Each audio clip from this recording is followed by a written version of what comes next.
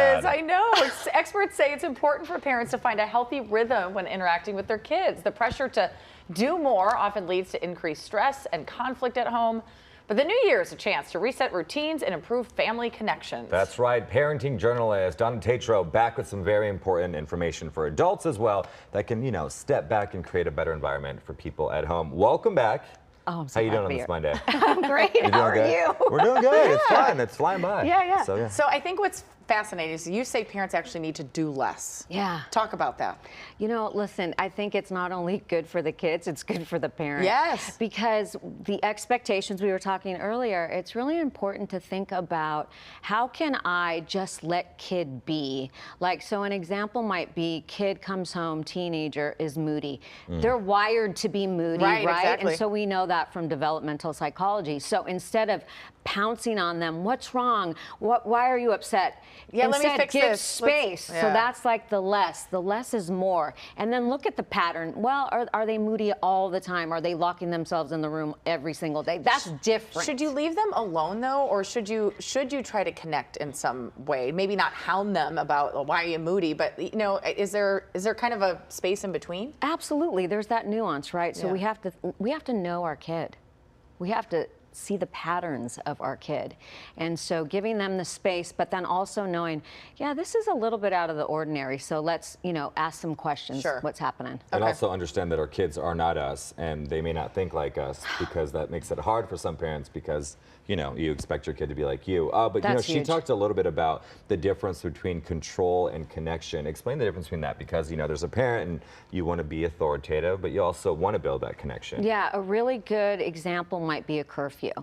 Kid misses a curfew. Instead of saying, you were late, now you're, grounded, XYZ, you can't do this. Say, you were late. I was worried about you. What happened? Sure. And they might say, you know what? I had to take so-and-so home. I had, this happened. And then there's the relationship that you're building instead of the boundary. It's the connection. Yeah. Well, and it's interesting. I was with a group of girlfriends yesterday, all of them moms in some capacity, whether biological, stepmom, adoptive, we had a big table of female conversation. It was great. But that is something that comes up, I think, specifically with teenagers, is that they really do want to be close to their parents, but sometimes it's if mom or dad is too on their case, they're going to stop telling them stuff. Absolutely. And you saw from that video that what those teens were relaying is exactly what the research is saying. They want to be present with their parents. They want to be able to go to their parents. And so if you are not giving them the ability to do that, if you're putting too many constraints on them, they're not going to come to you. I know there's sometimes differences in households, especially in divorced families. I see this happen a lot, where there's one parent who wants to try to fix everything for the child, and then there's the other parent that's like, I want you to be completely independent and do stuff and do all these things.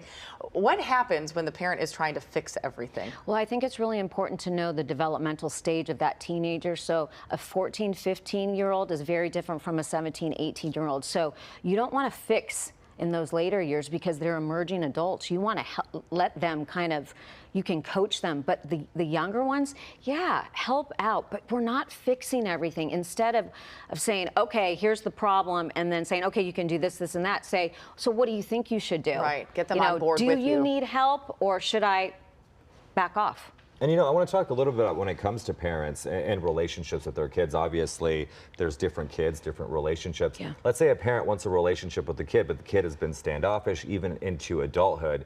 What advice do you have for the parent having to be the bigger person, because sometimes the kids maybe won't know from a psychological need? What advice do you have for parents to help build that relationship, even if they're so different and they may have had some trauma or bad experiences in the past? That's a really great question, and what evidence says is that parent really has to humble themselves. They do. Yeah, And even if child is relaying to parent, you did this, this is how I felt, and parent says, well, I don't remember doing that, or I didn't mean that. It has to be, no, okay, I'm hearing what you're saying, and I'm sorry that happened. Let's talk about it more. If you're not going to listen and be able to humble yourself, you're not going to be able to get that connection back. And we don't have a lot of time, but I was going to say, I want to ask the question is, how do you get someone to humble themselves if there's no way they're going to humble themselves? I think sometimes you have to just admit that they're not capable, and then decide. Step back, give time. Maybe that time will help them say, maybe I Very should. optimistic for some people, right? Donna, thank Right. you so much. We really appreciate you being here. It's now time to take a coffee break, and today we're joined by parenting expert Donna Tetreault.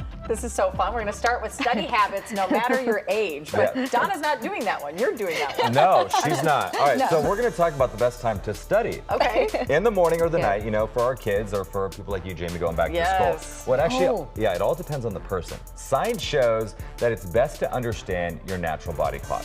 Energy levels and peak focus hours. So for morning people, they're more alert in the early hours. Yeah, it'd be great if I could just study while doing the show, but I don't think anybody would appreciate That would be that. tough. Yeah. And that means that they retain information better during morning study sessions. For night owls, they tend to perform better in late afternoon and evening when they have creative problem solving and their abstract thinking are stronger. But studies show consistency matters as well. So regular study schedules that are aligned with your body clock prove to be more effective. But this is what I find problematic, and I'm curious to get your point of view, because I feel like, you know, school is structured, Yeah. right? You have to go to school at a certain time. A lot of time, there's been conversation about that it's too early Yeah. for a lot Oh of the kids yeah. to get up. Well, they're moving that time back Yeah, for they a are. lot. Yeah. So you see something like this, and you really got to cater to each kid apparently for them to get it right. But we're not set up as society to do that. No, not at all. I'm a full night owl. Same. You are? Oh yeah, I do everything late. Forget about getting up early and studying. But I have like one of my sons. He gets up early and studies. He doesn't. Wow. Yeah. It's But a see, different. so it different flips. kid, Yeah. different. I mean, for me, when it comes to work, I feel like it's more like being like a night owl than an early bird, because I'm not naturally waking up early, but since I'm waking up in the witching hour, it's more of like, hey, here we go, versus like waking up at 9, which might be harder. Yeah. But- I don't know. So how are you You're a morning- studying? I've always been a morning person. Yeah, what and do you- my study, it's hard because I kind of want to get home and get it done right away, but I've been doing this, right, sitting, so then I also want to move. Be active. So it's like Yeah. trying to find the right balance of, you know, I don't know.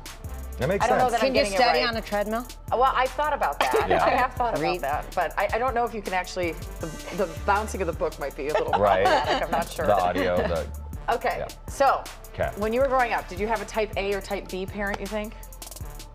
Type B for sure. I would Type say B? type B. Yeah, I didn't thank- really have, really? I had no Thank you for roles type B. growing up. Okay, well, so there's a different kind that doesn't fit either box, and I kind of Okay. like this, okay?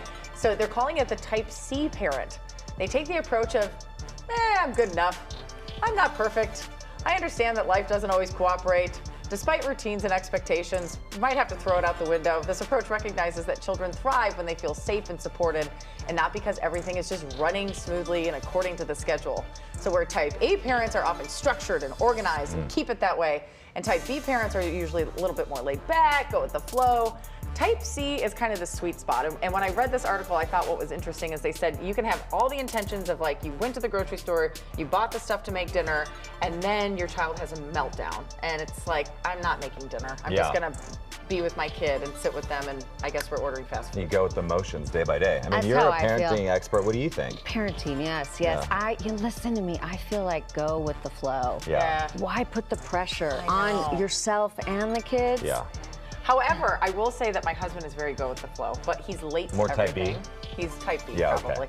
But we lovingly tease him that he is late to everything. Yeah. And so there needs to be a little bit more structure there, because I can see it's starting to make my stepson anxious now of like, Oh, Dad, we got to get out yeah. the door. Like, we got to go. So you can go with the flow, maybe a little too much. I get it. Totally. I think the expectations, are there. Try to shoot for the expectations, but when things blow up, Yeah. why So you're are a you type C going? parent.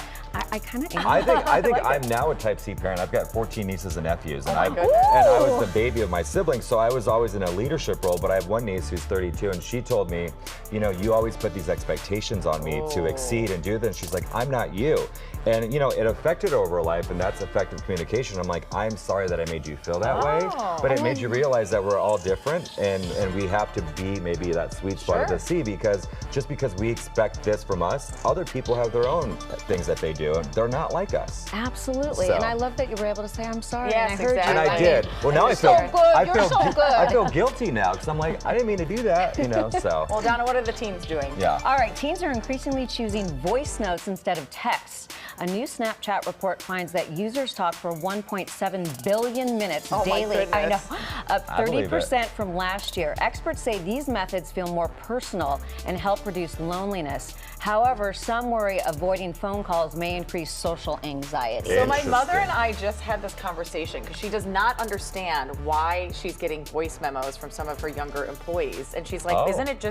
shouldn't I just get a voice, like just call me. If I don't answer, you can leave a voicemail, but if you call me and I answer, then we can get this done faster. So I had to be like, no, sorry, this is what the kids are doing. You're gonna have to get hip with the times. Do your boys do it? They totally do it, and Yeah. then they'll step away and say, I need to listen to this or whatever. Oh, But right. it's funny with my husband, I'm a full-on Neanderthal. Yeah. I will, like, instead of texting, I'll do the voice texting. Yeah. And it's just like, blah, blah, blah, you know? Oh, right. And he's like, can you use some punctuation? Like maybe Right. a comma or a period. doesn't Because understand I don't what's understand happening. what you're saying. Right. And I said, this is not for nuance. This is for speed. This is Totally. just to get it Just done get and this get out done. of there. I'm the Yes. same way. I hold the button down and then it turns it into one big text, and I'm like, you know, it's just one run-on So you sentence. guys aren't sending your but- actual voice. You're sending No, the text. but I know Right, what the right, voice but I is. use, but right, Yeah. right. Okay, But the gotcha. voice on the Snapchat, my kids use it all the time. Yeah. Yeah. And I think it does help because they're still communicating. Totally. That's their way of And, communicating. and I think there is something to hearing someone's voice that makes it more personal. Yeah. versus But I the don't text. answer phone calls if you don't schedule it ahead of time. I'm like,